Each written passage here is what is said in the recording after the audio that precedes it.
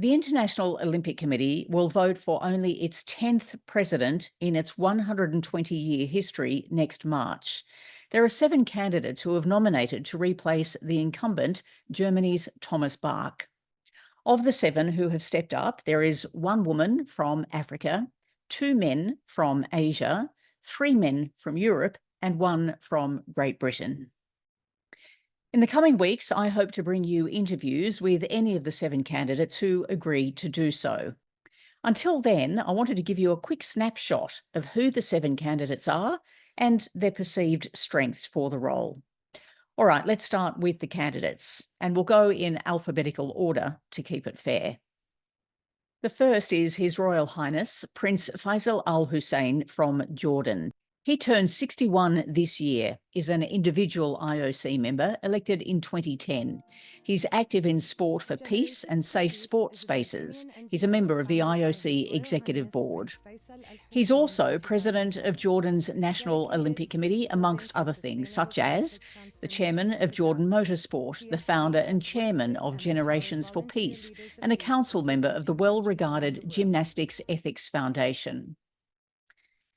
Now, his strengths, as far as I see them, as very much an outside observer of the Olympic movement, is that with the political and economic rise of the Middle East, he is perfectly placed to be able to navigate what may be difficult times ahead.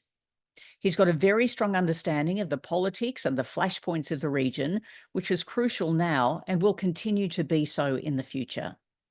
The IOC and the Olympic movement cannot survive without strong diplomatic skills. His Royal Highness comes from a family that has carefully and skillfully navigated turbulent waters in the region and globally for decades. They are well recognised for doing so.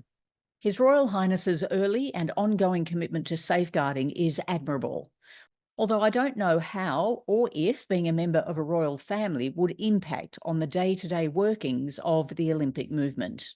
The second candidate is from Great Britain, Lord Sebastian Coe, who is 68 years old and has been president of World Athletics since 2015 and an IOC member since 2020. He's a 2-time Olympian, 2-time gold medalist in the 1500 metres on the track. He was chair of the London 2012 Bid Committee and then chair of the organising committee for those games. He's a former chair of British Olympic Association, a member of the Laureus World Sport Academy, and Chancellor of Loughborough University. Lord Coe was a founding member of the IOC's Athletes Commission, along with current President Thomas Bach in 1981, and currently sits on the Olympism 365 Commission. As far as his strengths go, he's been pivotal in remaking world athletics. He's overseen growth and governance changes after bribery and other scandals within the organisation, and he's unafraid of modernising, although the ability of sport like athletics to modernise and do such things such as paying medalists is not possible for all Olympic sports. Some of those sports struggle to meet their day-to-day existence, so there may be some wariness in that regard. On to candidate number 3, Kirsty Coventry, 41, elected as an IOC member via the Athletes Commission in 2013, and in 2021 elected as an individual member and is a member of the Executive Board. She's often seen at the side of the incumbent president, Thomas Bach, and her candidacy would be seen as a continuation of Bach's legacy of achieving gender parity for athletes at the recent Paris 2024 Olympic Games. There's also been a significant shift inside the IOC itself, heading much more towards parity when it comes to the membership itself. Kirsty competed in 5 Olympic Games for Zimbabwe and is a 2-time Olympic gold medalist in swimming. She's Zimbabwe's Minister for Youth, Sport, Arts and Recreation, and a member of the Zimbabwe National Olympic Committee. She's also Vice President of the International Surfing Association. She's also been appointed chair of 2 important commissions by President Thomas Bach, one being Brisbane 2032 Summer Olympic Games, but also the first games to go into Africa, the Youth Olympic Games, which will be held in Senegal in 2026. Strengths. As the world moves to more gender equality, perhaps this is one situation where being a female is actually advantageous.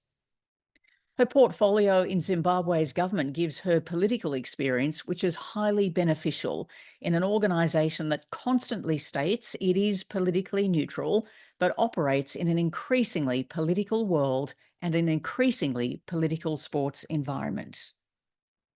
On to candidate number 4. Johan Eliasch is aged 62, is an industrialist and an environmentalist. He's a Swedish billionaire who bought 40,000 acres of Amazon forest just to preserve it, putting his money where his mouth is. Since 2021, he's been the president of the International Ski and Snowboard Federation, known as FIS. He's been an IOC member for just 2 months. He is a member of the Sustainability and Legacy Commission. He's the co-founder of Cool Earth, an advocacy group promoting the relationship between people and rainforests and fighting what it calls the climate crisis. He's also the chairman and a former CEO of the sporting goods company Head.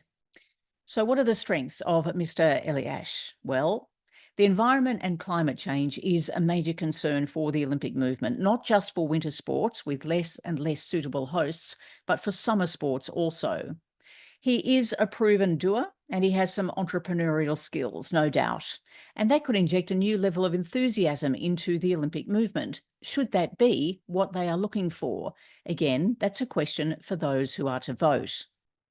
Eliasch comes with a host of influential connections outside the Olympic movement, but they are not the people who will vote.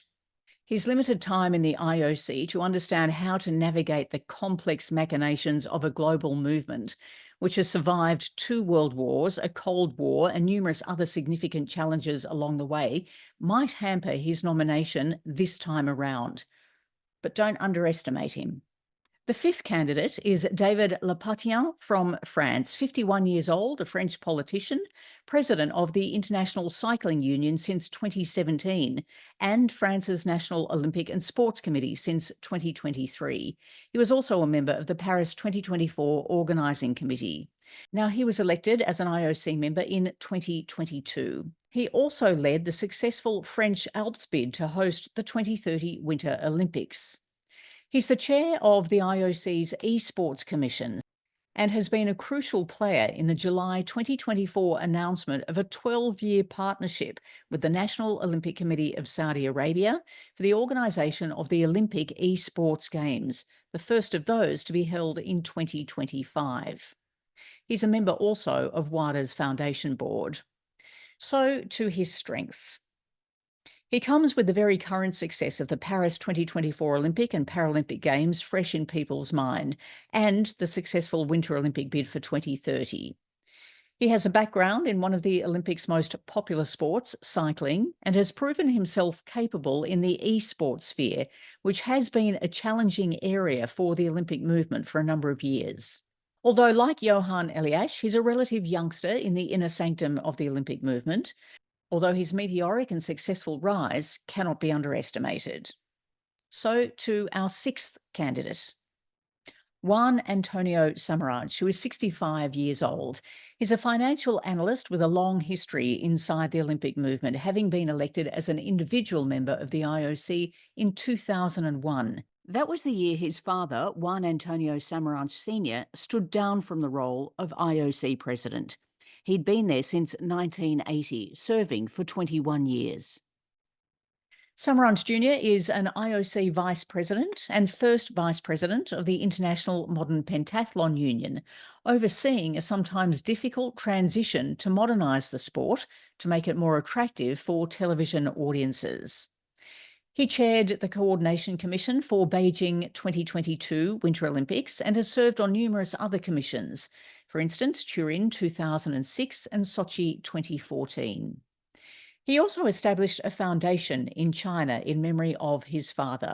The Samaranch Foundation promotes sport in China and encourages good relations between Spain and China.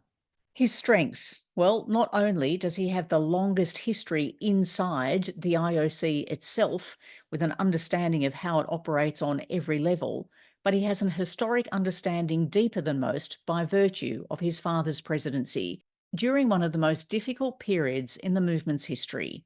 He was there for the Cold War, the boycott era, apartheid South Africa, and facing the prospect of bankruptcy. He's seen all of that and brings all of that experience with him and his candidature. Now, unless you're Japanese and involved in gymnastics, maybe the last of the 7 candidates is perhaps the one that is most unknown.